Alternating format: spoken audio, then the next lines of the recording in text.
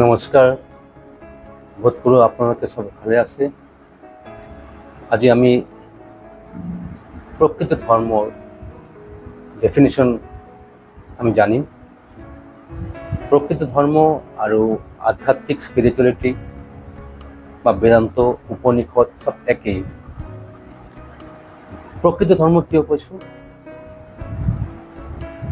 আমি যিটো ধৰ্ম ভাবোঁ, ৰাইটছ, ৰিচুৱেলছ, ডগমাছ, এইবিলাক কিন্তু ধৰ্ম নহয়। এইটো ধৰ্মৰ secondary part, not primary part. Primary পাৰ্টটো কি?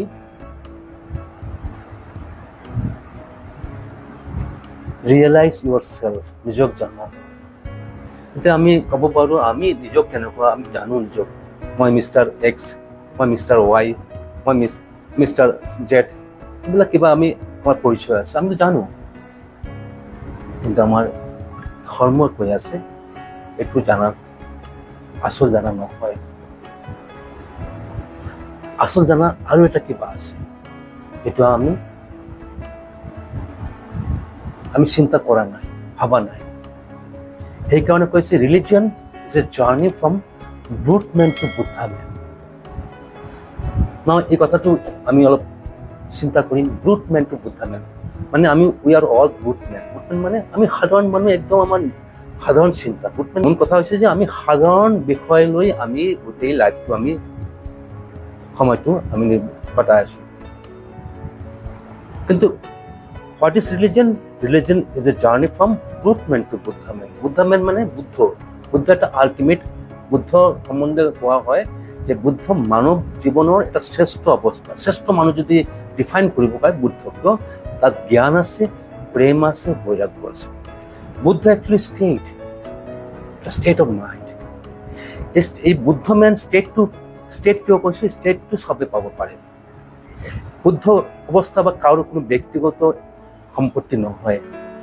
এই অৱস্থা কিন্তু আমাৰ ভিতৰতে, প্ৰতিটো মানুহৰ ভিতৰতে আছে। সেই বুদ্ধ অৱস্থা প্ৰাপ্ত হৈছে আমাৰ প্ৰকৃত ধৰ্মৰ উদ্দেশ্য। আৰু এই বুদ্ধ অৱস্থা প্ৰাপ্ত যদি আপুনি কৰিব যায়, নিজক জানিলেই হ'ব। সেইকাৰণে ধৰ্ম ষ্টাৰ্ট হৈছে মই কোন, মই ক'ৰ পৰা আহিছোঁ। এই মই কোন, মই ক'ৰ পৰা আহিছোঁ, মই নেক্সট ভিডিঅ'টো বনাম মই ক'ৰ পৰা আহিছোঁ। মই কোনটো মই অলপমান ব্ৰিফ দি আছোঁ। মই যদি কওঁ I am mister Barua, I am mister Saikia, ধৰি লওক মই অমিত শইকীয়া, মই ধৰি লওক অজিত বৰুৱা। অজিত বৰুৱাৰ নামটোতো বহুতৰে আছে, বা অমিত শইকীয়াৰ নামটো বহুতৰে আছে। কিন্তু মই গোটেই জিন্দগী মই অজিত বৰুৱা বা অমিত শইকীয়া বুলি ভাবি মই পুৰাটো জীৱন কটাই দিলোঁ। আৰু নামৰ লগত এনেকুৱা এটাচ আছোঁ, মই যদি কাৰোবাৰ লগত টোপনি মাৰি থাকোঁ, মোৰ মা যদি মাতে অজিত অজিত, মই উঠি যাম। কিন্তু মই ক'ত উঠি যাম, কিয়? নামৰ লগত কানেক্টেড হৈ আছোঁ। কিন্তু এই নামটোতো মই পাইছোঁ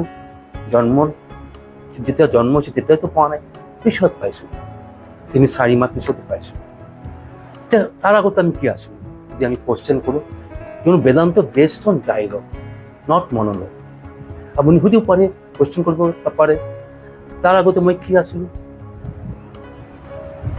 আপুনি ক'ব নাথিং হ'ব নোৱাৰে। নাথিং টু চামথিং আমি যাত্ৰা কৰি থাকোঁ। কিয়? সংসাৰটো হৈছে কাৰ্যকাৰণ সমন্বিত, কজ এণ্ড এফেক্ট থিয়ৰী। আমি ইয়াতে আহিছোঁ কিয়? আমাৰ ভিতৰত স্পিৰিচুৱেলিটি শুনিবলৈ এটা ইচ্ছা আহিছে। কাৰণটো হৈছে ইচ্ছাটো। এতিয়া আমি কাৰণৰ পৰা কাৰ্যত আহিছোঁ, আমি শুনি আছোঁ। সদায় চব জেগাতে একে নিয়মত হৈ আছে, কজ এণ্ড এফেক্ট থিয়ৰী। মই 3-4 মাহ মই একো নাছিলোঁ, হঠাৎ মই অমিত শইকীয়া হৈ গ'লোঁ, অজিত বৰুৱা হৈ গ'লোঁ। নাথিং পৰা চামথিং হ'ব নাপাৰে। ইয়াৰ marching from something to something. তাতে কিন্তু মই কৈছোঁ নাথিং, মই নাজানো, মই একো নাছিলোঁ। তেনেহ'লে বৰ্তমান যিটো আপুনি হৈছে অজিত বৰুৱা বা অমিত শইকীয়া হৈছে, এইটো আপোনাৰ আচল পৰিচয় নহয়। Who is I am Ajit Barua, but who is আইটো আননোন হৈ আছে। কিয়? I am Ajit Barua, I am Amit Saikia. Amit Saikia নামটো আইডেণ্টিফিকেশ্যন, একটু সংসাৰৰ কাৰণে জগতৰ কাৰণে কিন্তু এইটো একচুৱেলি আইডেণ্টিফিকেশ্যন নহয় কি অজিত বড়ো অমিত শইকীয়া বহুতৰ আছে বহুত মানুহ আছে হাজাৰ মানুহ আছে কিন্তু সেইকাৰণে আমি অজিত বড়ো হৈ গৈছোঁ গোটেই লাইফ মই অমিত শইকীয়া হৈ গৈছোঁ গোটেই লাইফ কিন্তু আপোনাৰ যে আইটো এইটো কিন্তু চাপা পৰি আছে সেইকাৰণে নিজক জনাটো হ'ল ধৰ্মৰ লক্ষ্য আজি ইয়াতে সামৰিছোঁ নেক্সট আমি ক'ৰ পৰা আহিছোঁ এইটো আমি জানিম ভাল লাগিলে চেনেলটো আপোনালোকে শ্বেয়াৰ কৰিব ছাবস্ক্ৰাইব কৰিব ঠিক আছে ধন্যবাদ সকলোকে প্ৰণাম জনাইছোঁ জয় হনুমান